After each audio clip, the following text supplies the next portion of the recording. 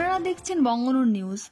যুক্তরাষ্ট্রের কারাগারে আটক আলোচিত মুসলিম নারী স্নায়ুবিজ্ঞানী ডক্টর আফিয়া সিদ্দিকীকে ফেরানোর সিদ্ধান্ত নিয়েছেন পাকিস্তান সরকার। দেশটির তথ্যমন্ত্রী ফাওয়াদ চৌধুরী একটি টিভিতে দেওয়া সাক্ষাৎকারে বলেন, ডক্টর আফিয়া সিদ্দিকীকে ফিরিয়ে আনতে প্রতিশ্রুতিবদ্ধ হয়েছে সরকার। তিনি বলেন, প্রধানমন্ত্রী ইমরান খান পররাষ্ট্র দপ্তরকে নির্দেশ দিয়েছেন আফিয়াকে ফিরিয়ে আনতে মার্কিন প্রশাসনের সঙ্গে যেন আলোচনা শুরু করেন। 2010 সালে মার্কিন আদালত ডক্টর আফিয়া সিদ্দিকীকে আল কায়দার সঙ্গে সম্পৃক্ততার অভিযোগে 86 বছরের কারাদণ্ড দেন।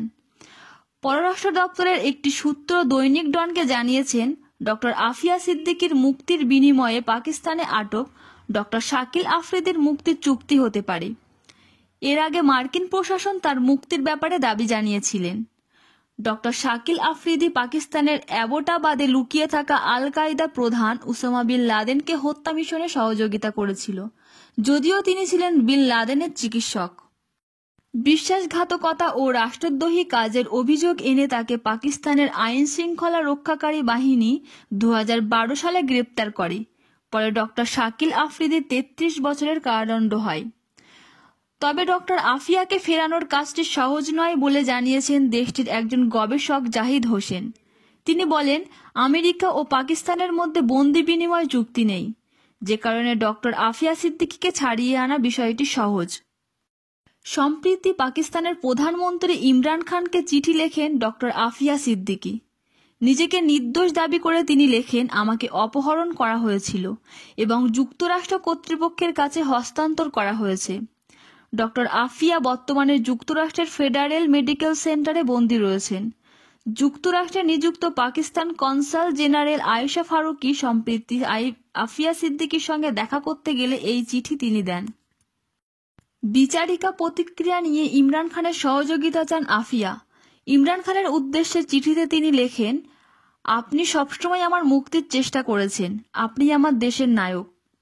আপনাকে জানাচ্ছি, আমাকে অপহরণ করে যুক্তরাষ্ট্র কর্তৃপক্ষের কাছে হস্তান্তর করা হয়েছিল। গত জুন মাসে ডক্টর আফিয়া সম্পর্কে পাকিস্তানি দূতাবাস একটি গোপন প্রতিবেদন তৈরি করেছিল। সেখানেই উল্লেখ করা হয়েছিল যে 46 বছর বয়সী আফিয়াকে গ্রেপ্তারের পর শারীরিক ও যৌন নির্যাতন চালানো হয়েছে। এ বিষয়ে প্রয়োজনীয় ব্যবস্থা নিতে যুক্তরাষ্ট্র কর্তৃপক্ষকে অনুরোধ করা হয়েছিল। 2008 সালের জুলাই মাসে রাসায়নিক উপাদান তৈরির কাগজপত্র রাখার অপরাধে ডক্টর আফিয়াকে নিউ ইয়র্ক থেকে পুলিশ গ্রেপ্তার করেছিল। উল্লেখ্য, ডক্টর আফিয়া সিদ্দিকী আন্তর্জাতিক খ্যাতিসম্পন্ন একজন মুসলিম স্নায়ুবিজ্ঞানী, একজন আলোচিত নারী। তিনি করাচি সম্ভ্রান্ত ও উচ্চশিক্ষিত পরিবারে 1972 সালে 2রা মার্চ জন্মগ্রহণ করেন। জন্মসূত্রে ডক্টর আফিয়া সিদ্দিকী পাকিস্তানের নাগরিক। শিক্ষা জীবনে তিনি যুক্তরাষ্ট্রের সর্বোচ্চ ডিগ্রিধারী। স্বনামধন্য এই স্নায়ুবিজ্ঞানী শিক্ষা জীবনে অসামান্য মেধার পরিচয় দেন। যুক্তরাষ্ট্রের বেইনস হার্ভার্ড বিশ্ববিদ্যালয় তাকে নিউরোলজি বিষয়ে ডক্টরেট ডিগ্রি প্রদান করেন। এছাড়াও সম্মানসূচক ও অন্যান্য ডিগ্রির 140টিরও বেশি সার্টিফিকেট তিনি অর্জন করেন। তিনি হাফেজ, কুরআন ও আলিমা শিক্ষা লাভের পর তিনি 2002 সাল পর্যন্ত যুক্তরাষ্ট্রে বসবাস করেন ও বিভিন্ন প্রতিষ্ঠানে চাকরি করেন। সহকর্মীরা তাকে অত্যন্ত ভদ্র, নম্র ও বিনয়ী হিসেবে পরিচয় দেন। ফাউজিয়া সিদ্দিকী বলেছেন, আফিয়াকে পাকিস্তানে আনার দ্বিতীয় উপায় হচ্ছে যুক্তরাষ্ট্র ও পাকিস্তানের যৌথ আলোচনা। তিনি দাবি করে বলেন, আমেরিকা ইতিবাচক ইঙ্গিত দিয়েছে তাকে মুক্তির ব্যাপারে। এখন পাকিস্তান প্রয়োজনীয় পদক্ষেপ গ্রহণ করলেই তার মুক্তির আলোচনা আগে বাড়বে বলে আশা করা যায়। ফাউজিয়া সিদ্দিকী তৃতীয় আরেকটি উপায় বলেন, রাষ্ট্রপতির ক্ষমা প্রার্থনার মাধ্যমে মুক্তি পেতে পারেন আফিয়া সিদ্দিকী। তিনি বলেন, প্রেসিডেন্ট ওবামার সময়ে আফিয়া সিদ্দিকীর মুক্তির বিষয়টি আলোচনায় আসলেও প্রয়োজনীয় পদক্ষেপ নেয়নি পাকিস্তান সরকার। এজন্য তাকে এখনও জালেমদের কারাগারে নির্যাতনের ভেতরে নিজের জীবন অতিবাহিত করতে হচ্ছে। উল্লেখ্য, ডক্টর আফিয়া সিদ্দিকী আন্তর্জাতিক খ্যাতিসম্পন্ন বিখ্যাত একজন মুসলিম স্নায়ুবিজ্ঞানী, একজন আলোচিত নারী। তিনি করাচির সম্ভ্রান্ত ও উচ্চশিক্ষিত পরিবারে 1972 সালের 2রা মার্চ জন্মগ্রহণ করেন।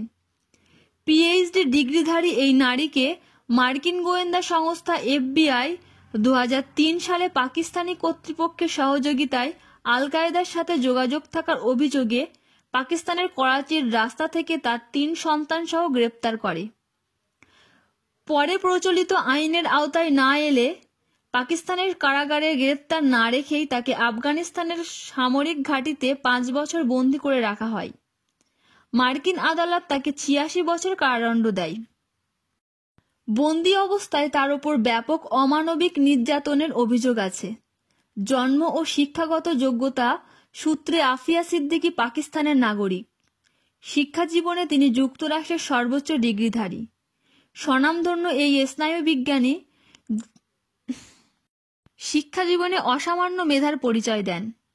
যুক্তরাষ্ট্রের ব্রেন্স হার্ভার্ড বিশ্ববিদ্যালয় তাকে নিউরোলজি বিষয়ে ডক্টরেট ডিগ্রি প্রদান করে। এছাড়াও সম্মানসূচক ও অন্যান্য ডিগ্রি 140টিরও বেশি সার্টিফিকেট তিনি অর্জন করেন।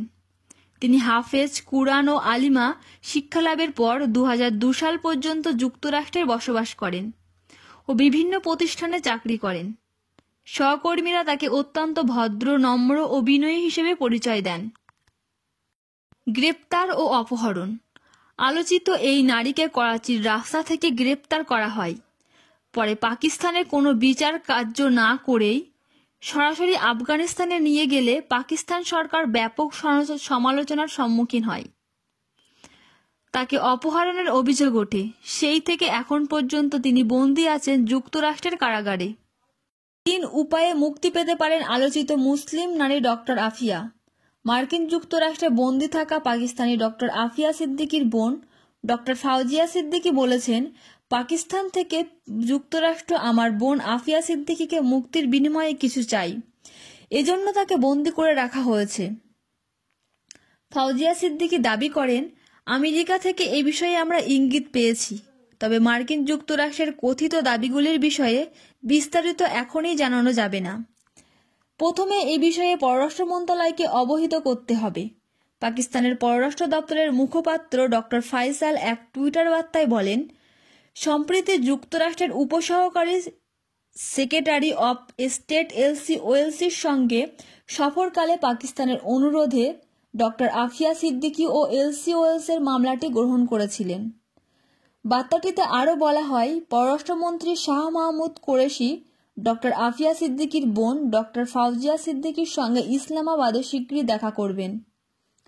প্রসঙ্গত 2008 সালের জুলাই মাসে রাসায়নিক উপাদান ও রাসায়নিক উপাদান তৈরির কাগজপত্র রাখার অপরাধে ডক্টর আফিয়াকে নিউ ইয়র্ক থেকে পুলিশ গ্রেপ্তার করেছিল। নিরাপত্তা কর্মকর্তাদের বরাতে বলা হয়, রাসায়নিক উপাদান ও নিউ ইয়র্ক আক্রমণ সম্পর্কে জিজ্ঞাসাবাদ করা হলে ডক্টর আফিয়া নিরাপত্তা কর্মীর রাইফেল ছিনিয়ে নিয়ে গুলি করে। এতে কেউ আহত বা নিহত না হলেও তাকে পেতে হয় কঠিন শাস্তি। আফিয়ার আইনজীবী দৃঢ়ভাবে বলেছিলেন, আফিয়ার অবস্থা ভালো ছিল না, তাই সেই অবস্থায় রাইফেল থেকে গুলি করেছেন তিনি।